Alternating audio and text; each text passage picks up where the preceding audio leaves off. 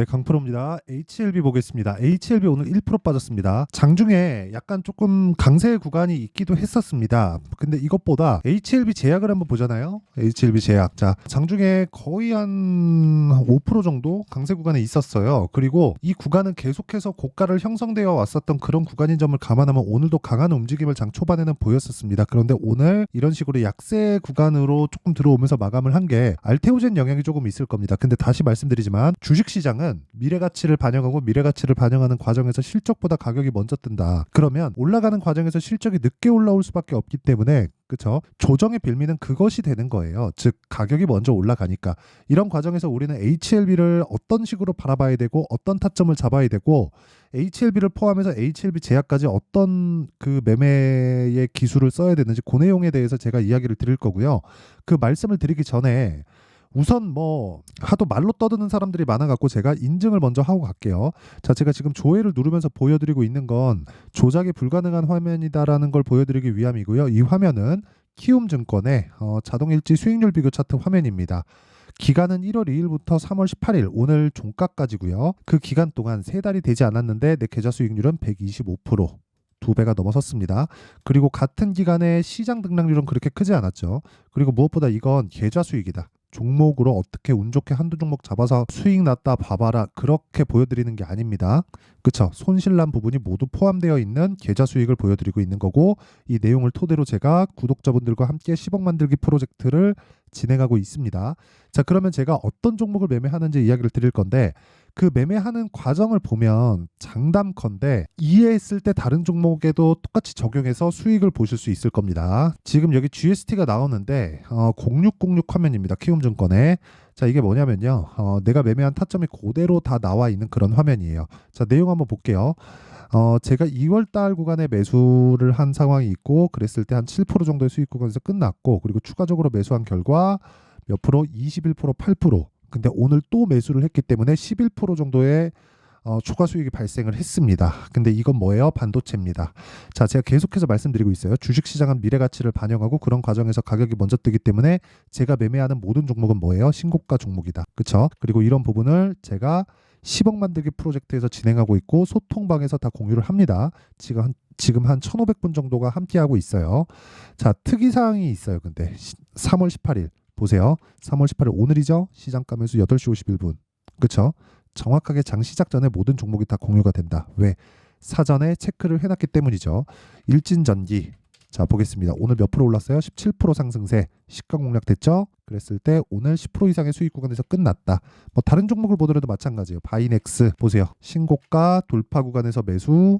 오늘 7%대의 상승세. 이건 뭐예요? 바이오죠. 바이오 쪽에 뭐 HLB 관련된 내용으로 인해서 또는 알테오젠 관련된 내용으로 인해서 주가가 상승하기 시작하더니 바이오 전체를 들썩들썩거리게 만들고 있습니다. 그런 부분에서 종목을 둘러쳐야 되는 상황을 계속해서 발생을 하고 있기 때문에 우리가 바이오를 볼 때 신고가 종목을 위주로 봤을 때 꾸준하게 수익을 낼 수 있는 환경이 24년도라고 보시면 돼요. 일단 상반기에는 바이오 반도체는 계속 올라갈 수 있는 모멘텀을 가지고 있습니다. 그중에 HLB도 포함이에요. 자, 그리고 밑에 뭐 재룡전기를 보더라도 마찬가지예요. 당연히 신고가 구간에서 제가 매매를 진행하고 있고요. 그 밑에 GST 같은 경우에 반도체인데 GST도 보더라도 오늘 11% 강세. 근데 그 전에 뭐 8%, 21% 이런 식으로 꾸준하게 수익을 내고 있습니다. 이런 부분을 이해를 하지 못하면 매매를 못합니다. 장담할게요. 매매를 못해요. 어떻게 하다가 한두 번 수익 낼 수 있는데 꾸준하게 매매는 못합니다.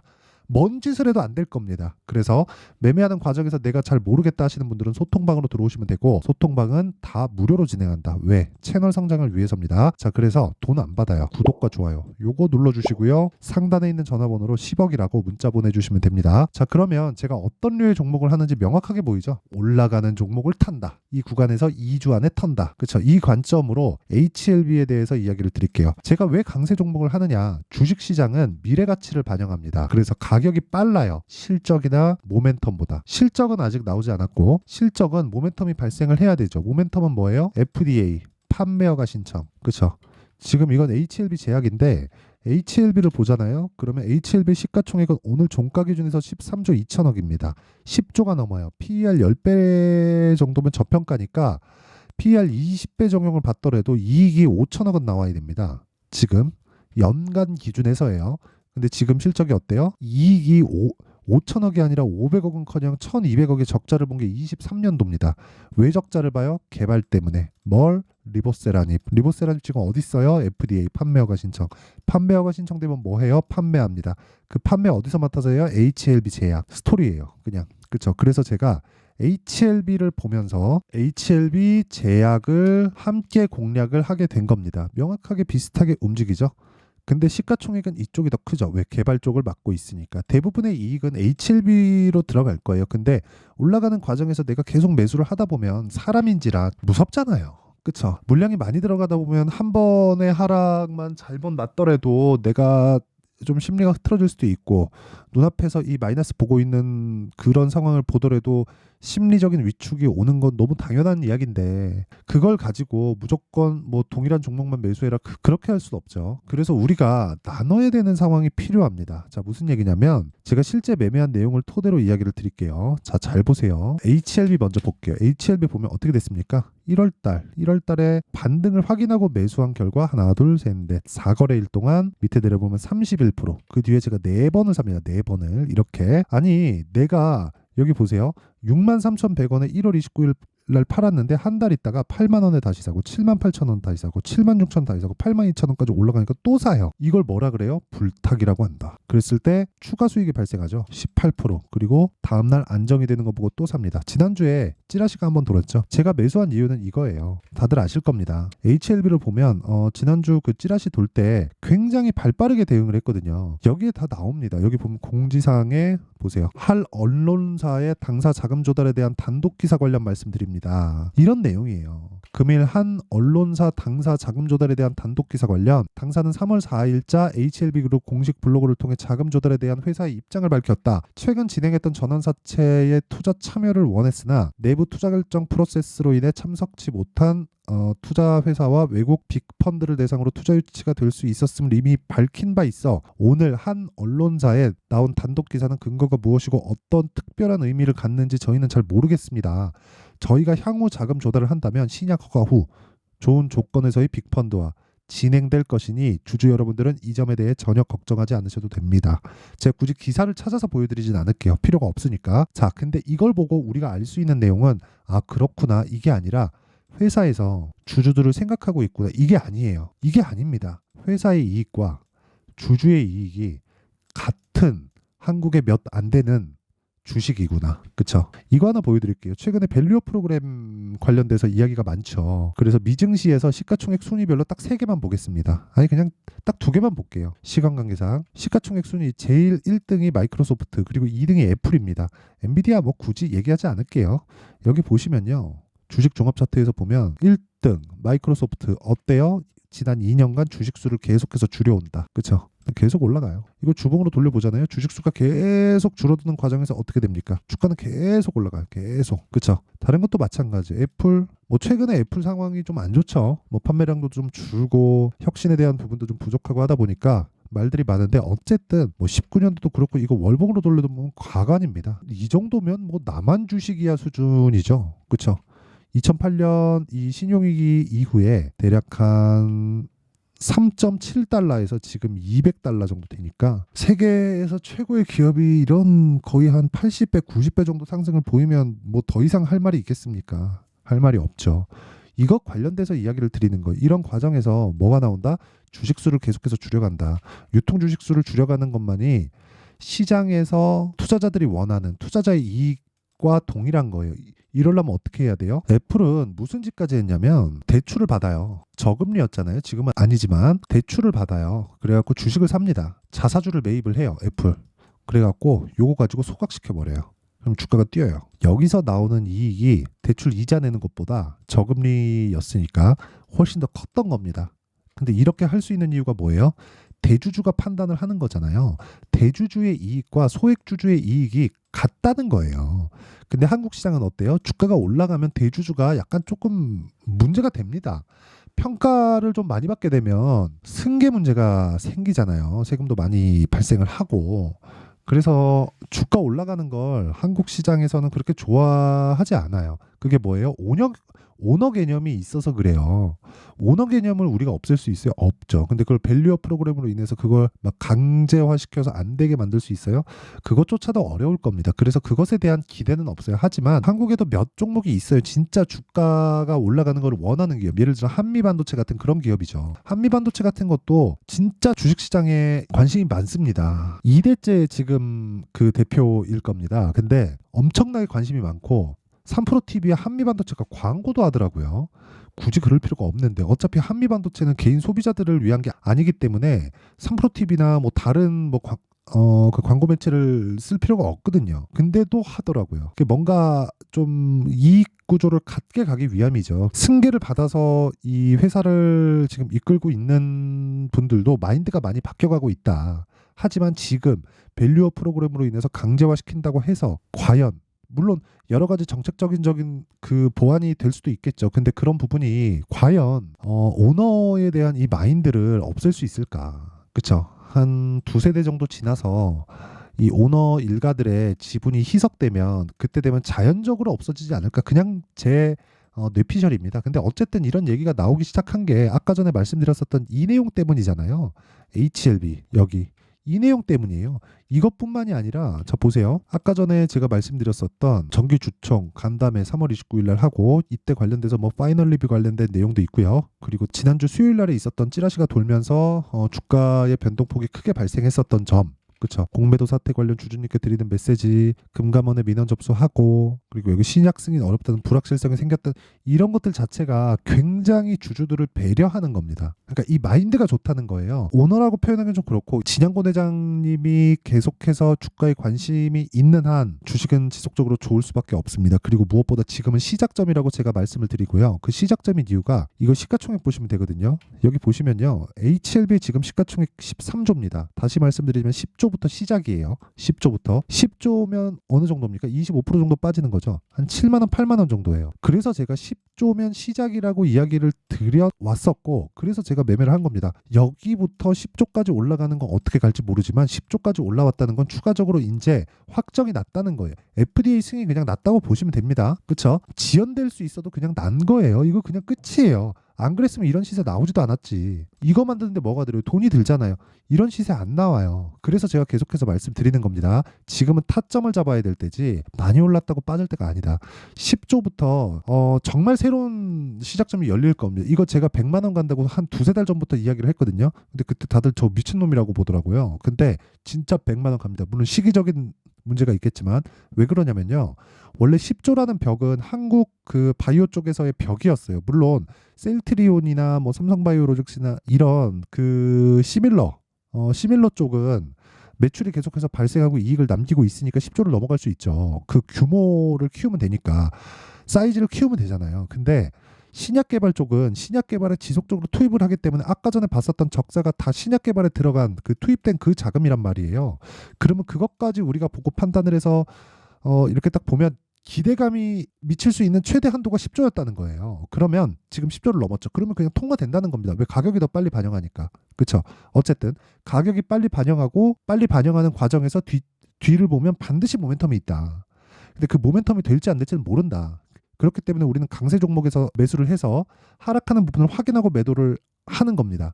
여기서 우리가 하나 보자고요. 모멘텀이 확인된 것에 따라서 결과가 안 좋으면 어떻게 될까요? 폭락하죠. 근데 언제 폭락해요? 오르고 나서. 왜 오르는 종목을 사야 되고 선반영에 대한 개념에 대해서 지금까지 이야기를 드렸는데 최대한 이해를 하셨으면 좋겠고 그리고 추가적으로 뭐 궁금한 점이 있거나 그리고 실시간 타점 HLB 지금 실시간 타점 제가 지금도 매매하고 있고 HLB 제약까지도 확장시켜가고 있어요. 그 실시간 타점에 대한 부분은요. 아까 전에 말씀드렸었던 여기 소통방에서 진행을 합니다. 그 소통방 관련돼서는 아까 전에도 제가 다 말씀드린 내용인데 보세요. HLB를 매매하면서 HLB 제약을 제가 함께 들어갑니다. 19% 수익이에요. 그래갖고 지난주에 딱 그 찌라시 터지고 급등락할 때 그쵸? 그리고 안정되는 거 보고 또 사고 또 사요. 그렇죠. 오늘 고가 맞고 빠져요. 그냥 보유합니다. 왜? 19% 수익이 있고 HLB로 충분한 수익을 거뒀기 때문에 그렇습니다. 자, 그럼 답 나왔죠. 우리가 봐야 되는 건 한 가지밖에 없죠. 주식시장은 미래 가치를 반영한다. 그런 과정에서 가격이 먼저 뜬다. 그래서 타점을 봐야 된다. 그래야 보유 기간을 줄일 수 있다. 그 내용은 가격이 움직이기 때문에 소통방에서 진행할 수밖에 없습니다. 자, 그래서 소통방 무료로 진행하고 채널 성장을 위해서다. 자, 그래서 구독과 좋아요 요거 한 번씩 눌러주시고요. 상단에 있는 전화번호로 10억이라고 문자 보내주시면 됩니다. 자, 그러면 내용 정리 한번 할게요. 주식시장은 미래가치를 반영한다. 그래서 미래가치를 반영하는 과정에서 가격이 먼저 뜨기 때문에 가격을 봐야 되고 강한 종목을 매수해야 될 수밖에 없다. 그게 그냥 구조상 그렇게 돼 있는 거예요. 그러면 그 강한 종목군에서 우리가 봐야 될 부분은 언제부터 매수해야 되는지인데 그게 신고가 구간이고 신고가를 거쳐가면 주도주가 된다. 그럼 그 종목군에 대한 분류가 필요하죠. 그런 부분을 어떻게 해야 될지를 제가 이해시켜 드릴 테니까 영상 끝까지 시청하시고요. 모든 분들이 성공 투자하셨으면 참 좋겠습니다. 자, 24년도가 돼도 여전히 시장은 녹록지 못합니다. 이런 상황이 벌어지는 건 어쩔 수 없습니다. 이런 상황에서도 수익이 나는 종목들의 구조는 변하지 않습니다. 즉 대시세 종목에 대한 구조는 변하지 않는다는 거고 실제 제가 소통방에서 지속적으로 이야기를 드리고 있는 내용도 대시세 종목이나 시장 주도주를 공략하는 건 철저하게 가격 분석을 하라고 이야기를 드리고 가격 분석 이후에는 이슈에 대한 파악 그리고 이슈를 파악하고 나서는 다시 내가 얼마에 매수할지 그 타점에 대한 부분을 지속적으로 언급을 하고 있습니다. 자, 근데 생각해 보세요. 1월 달에 시장이 굉장히 어려웠습니다. 어려운 상황에서의 어떤 종목들이 강했냐 보면 반도체와 그리고 바이오입니다. 자, 실제 여기 보면요. HLB에 제가 실제 매매한 내용을 띄워놓고 보여드리고 있는데 1월 22일부터 매매를 시작해서 4일 동안 31%의 수익 마감이 됐고요. 그리고 여전히 신고가 종목입니다. 자, 그리고 그 다음 어보브 반도체 이름을 보시다시피 반도체 종목이죠. 그리고 AI 반도체는 지속적으로 강세를 보이고 있습니다. 이 종목도 신고가를 먼저 달성한 이후에 제가 21%의 단기간에 21%의 큰 수익을 내고 마감이 됐습니다. 다시 재공략을 준비하고 있고 이런 부분은 소통방에서 다 공유를 해드립니다. 자, 그리고 그 다음 코세스. 자, 코세스 같은 종목도 당연히 그쵸 신고가 종목이고요. 그리고 반도체 종목입니다. 이 종목도 영업일 기준에서 이틀 동안 대략 한 15%의 수익 마감이 됐습니다. 내용을 한번 보시면 어떻습니까? HLB를 포함해서 뭐 30%, 20%, 뭐 15% 이런 식의 수익이 지속적으로 발생하고 있는데 이 세 종목 모두 다 신고가 종목이고 1월 달에 시장이 약세를 보이고 있는 구간에서도 강했었던 그런 종목입니다. 특징점이 하나 있는데 그 이슈에 앞서서 가격이 먼저 반영했다는 거죠. 자, 근데 그게 기업 밸류업 프로그램이라고 하죠. 그 종목들도 마찬가지입니다. 오늘은 그 부분에 대해서 이야기를 드릴 텐데 그렇게 제가 가격을 먼저 보고 이슈에 대해서 파악하는 이유는 결과적으로는 큰 시세를 먹기 위한 사전 준비 작업입니다. 실제로 큰 시세를 먹기 위해서 사전 준비 작업을 했을 때 여기 레인보우 로보틱스 127% 그리고 ISC 98% 그리고 한미반도체 97%의 큰 수익을 내는 상황을 만들 수 있습니다. 어떤 식으로 소통방에서 진행됐는지 그쵸 그 상황을 제가 이야기를 드린 건데 이런 상황도요 당연히 신고가를 공략했을 때 가능한 겁니다. 자, 그러면 이번에도 마찬가지입니다. 그쵸 정부 주도의 코리아 디스카운트 해소 방안이 2월 달에 발표를 하고요. 그리고 2월 달에 발표된 내용을 토대로 주가가 움직이는 게 아니라 이미 움직인 내용이 있죠. 실제 이 내용은 크게 중요한 게 아니라는 겁니다. 실제 움직인 내용을 보면 자, 기아차입니다. 실제로 12월 달에 신고가를 만들어 놓고 정부에서 입김을 불어 넣으니까 순식간에 기아차를 포함해서 현대차 같은 거대 기업들의 주가가 2주도 채 되지 않아서 40% 정도의 큰 시세를 냅니다. 자, 그러면 우리는 어떤 종목을 봐야 될까요? 이슈를 파악해야 되는 것도 맞지만 철저하게 가격에 맞춰서 매매를 해야 되는 게 당연히 중요합니다. 정부가 주도하는 정책 방향이 있겠죠. 그 방향에 맞춰서 우리가 종목을 찾을 필요가 있다. 자, 그러면 답이 나왔습니다. 정부가 주도하는 방향에 맞춰서 제2의 기아차를 찾는 게 지금은 중요하다. 근데 정부 정책의 방향에 맞게 가자. 그랬을 때 앞서서 제가 보여드렸었던 내용인 여기 레인보우 로보틱스 127% 그리고 ISC 98% 그리고 한미반도체 97%와 같은 수익을 낼 수 있습니다. 물론 시간에 대한 부분은 최소 2주의 시간이 필요하고요. 그리고 최장 3개월 안에 끝내야 됩니다. 자, 기아차의 시세를 보셨던 것과 같이 2월 달에 정부 정책의 방향이 결정되고요. 바로 3월 달이면 시행입니다. 자, 그러면 우리는 거기에 맞춰서 당연히 종목을 찾아야 되고 제가 제2의 기아차를 찾아놨습니다. 제가 아까 전에 소통방에서 이야기를 드렸었던 내용 다 공개를 해드렸는데 그 내용처럼 종목만 받고 싶다 하시는 분들은요. 상단에 있는 제 전화번호로 대시세 자, 대시세라고 문자를 보내주시면 정부 정책의 방향에 맞는 종목을 모든 분들에게 무료로 공개를 해드리도록 하겠습니다. 자, 제가 원하는 건 채널 성장이 목적입니다. 자, 그래서 구독과 좋아요 꼭 좀 부탁드리고요. 모든 분들이 정부 정책에 맞는 방향으로 매매를 이어가서 큰 수익 보셨으면 좋겠습니다.